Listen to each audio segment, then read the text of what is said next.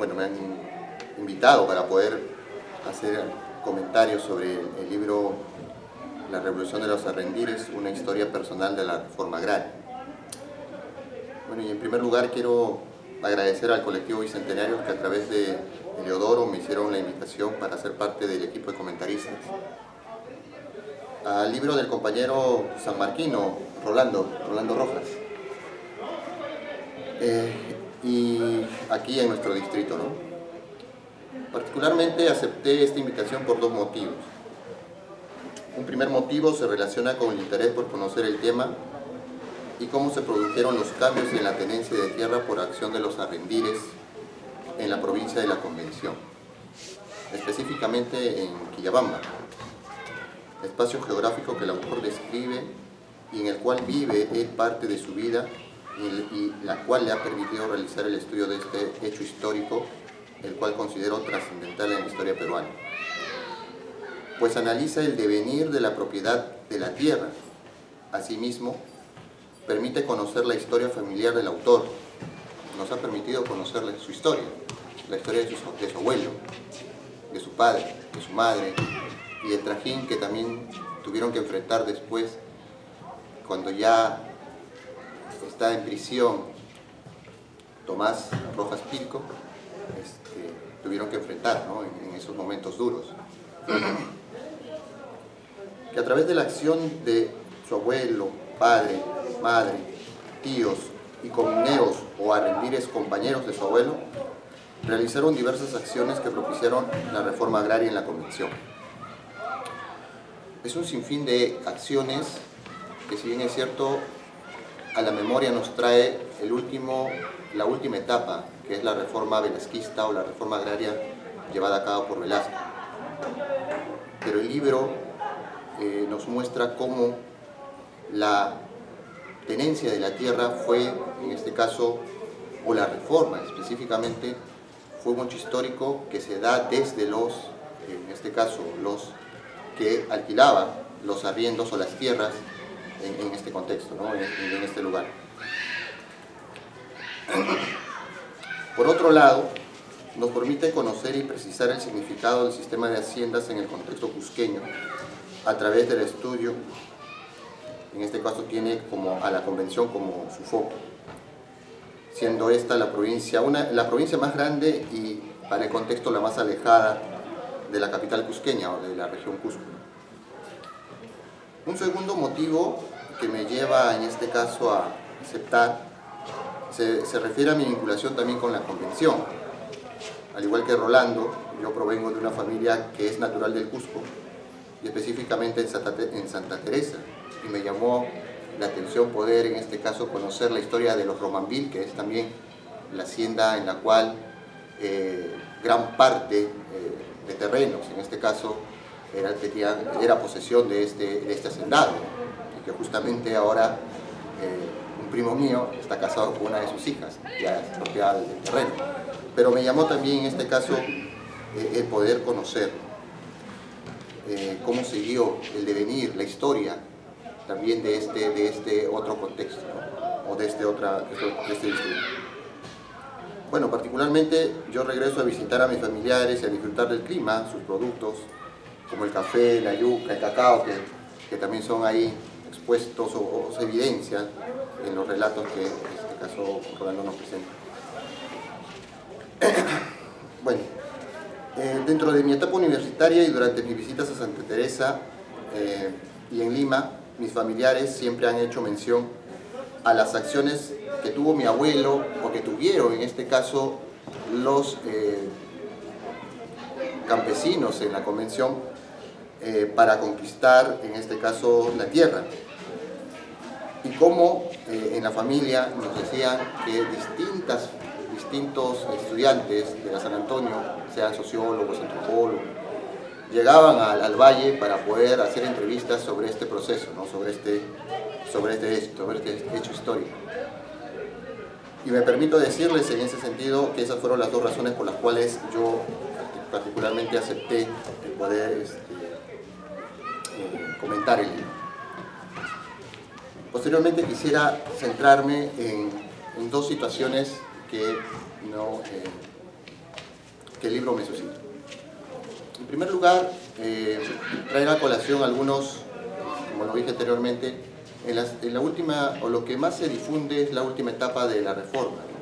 La reforma agraria de Velasco, y con ella una serie de enunciados que quizás ustedes han podido escuchar. La reforma agraria, en este caso, expropió la tierra, pero al final no permitió el desarrollo de la agricultura.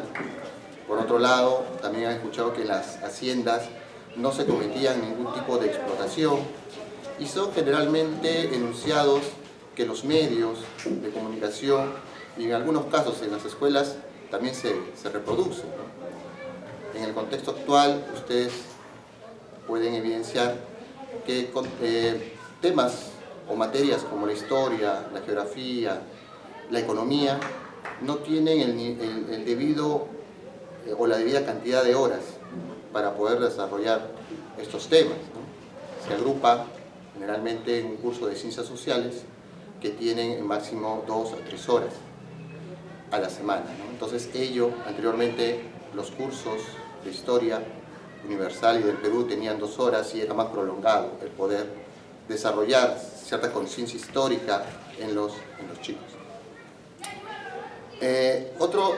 Y en ese sentido, el libro, si bien es cierto, gira en torno a la historia familiar, o nos presenta a la familia, en este caso a su abuelo de Rolando, o al abuelo del autor, pero dentro de un contexto de la convención, de cómo se daba la tenencia de la tierra y las relaciones que se producían en ella, en este caso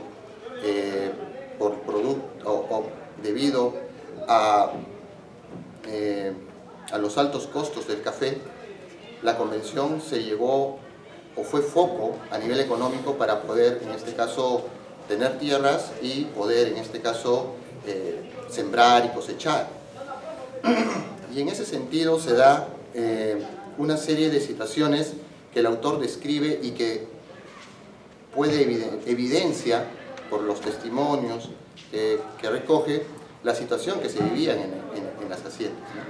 Como en este caso, por un lado, se tiene los arriendos, ¿no? Cómo se firma un contrato, cómo se da en este caso ciertos beneficios a los hacendados que les impide en este caso a los arrendires, por ejemplo, poder vender producir caña, vender en este caso aguardiente, porque todo esto dentro del sistema era monopolio exclusivo del hacendado, ¿no? Como en este caso también se producen estos beneficios, ¿no? En los cuales los niños estaban obligados a hacer la palla del café, cómo es que se daban los castigos, ¿no? Y una serie de situaciones que evidencian las condiciones en las cuales los arrendires vivían en este contexto, ¿no? Cómo tenían que estar sujetos a un contrato y cómo en este caso, si no se cumplía, eran víctimas de ciertas vejaciones, ¿no? Bueno, el texto también hace diversos historias de diversos personajes y contextos, ¿no? Uno de ellos es, por ejemplo, lo referente a cómo es que se da, en este caso, el ajusticiamiento a el hacendado, que en este caso, paradójicamente, no son condenados, ¿no? Sino que se presenta una situación o se da una justificación por todas las vejaciones y todos los maltratos que sufrían los campesinos, ¿no? Y ahí, por ejemplo, si bien es cierto, en el texto se evidencia que hay una situación en la cual, ¿por qué esta acción no se extrapoló o qué sucedió para que esta situación, este contexto que se da, o estas acciones, no se lleguen a extrapolar rápidamente a otros contextos, ¿no? Cuando se da el juicio, los jueces o los magistrados, ya por información que ellos han tenido, empiezan a emitir sus veredictos y hacen un análisis del contexto y ven que hay influencia externa que está propiciando que la convención sea un lugar propicio para explosión de conflictos sociales.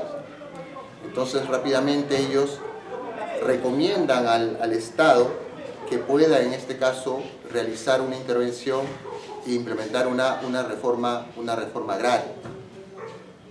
Paralelo a ello, ya desde el año 1961, lo que evidencia el libro es que es la acción, ya en este caso Tomás Rojas estando en cárcel, y la presencia de otros actores como Hugo Blanco o en este caso de la Puente, hacen de que se formen los sindicatos agrarios y estos sindicatos puedan reclamar los derechos de los arrendires en contra de los hacendados, ¿no?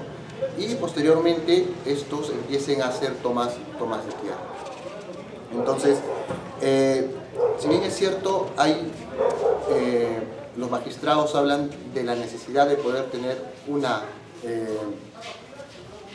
intervención por parte del Estado, lo interesante del texto que nos evidencia es que todo este proceso, toda esta etapa, o la etapa del estudio, te da un proceso de acción de los arrendires en la lucha por la tierra, ¿no? Posteriormente, cuando son consultados sobre qué llevó o cómo ustedes consideran la acción tanto de en este caso, de estos actores que llegan, sea Hugo Blanco, sea de la Puente Uceda, ellos mencionan de que el accionar y la revolución es de ellos. Ellos son los actores y son los que llegaron a conquistar y llegaron en este caso a obtener la tierra producto de su lucha y su clara posición frente al sistema de haciendas. En ese sentido, particularmente, el texto, a mi consideración, es un texto de fácil lectura. Te presenta diversos actores, todos vinculados a un hecho histórico. La toma de tierras, o en este caso la toma de tierra por parte de los arrendires, te habla mucho de, o ha trabajado mucho el tema de la memoria histórica, ¿no? La memoria histórica y cómo ha podido, en este caso, reconstruir, como él lo dice, y que es parte de su metodología, cómo a partir de ciertos recuerdos él ha podido contrastarlos con diferentes fuentes, no todas quizás, como él también lo menciona, las ha podido contrastar, pero sí ha podido hacer un estudio sobre de diarios, libros, una revisión bibliográfica, el juicio mismo, ¿no? En este caso de este hacendado de los Duque, y lo cual le ha permitido, además de los testimonios de los ex arrendires y de los familiares, lo que le ha permitido construir o hacer una reconstrucción de esta etapa, ¿no? Entonces, es un trabajo muy arduo, de mucha voluntad y de mucho compromiso, porque también tiene ahí mucha información que es muy personal, ¿no? Pero que en realidad a la historiografía y particularmente a la educación le ayuda y la clarifica, ¿no? Lo ayuda y clarifica. Y en ese sentido quizás invitarlo a Rolando, ¿no? Si bien es cierto, hay textos, nosotros los historiadores, siempre la crítica es que escribimos muy denso para los docentes, ¿no? Y la tendencia a nivel de docentes, no todos, claro está, es que en algunos casos nuestros maestros, por los temas propios de la planificación educativa y el acceso, en este caso también a bibliografía, no están llegando, teniendo acceso a la literatura especializada. Entonces quizás hay una versión, no sé, creo que ya hay experiencias de versiones animadas, ¿no? De cómo se dio, y darle más cuerpo y vida, además de las fotos familiares, que puedan llegar, ¿no? a ayudar al sistema educativo. Particularmente le agradezco a Rolando por permitirme comentar el libro y muchas gracias por su atención.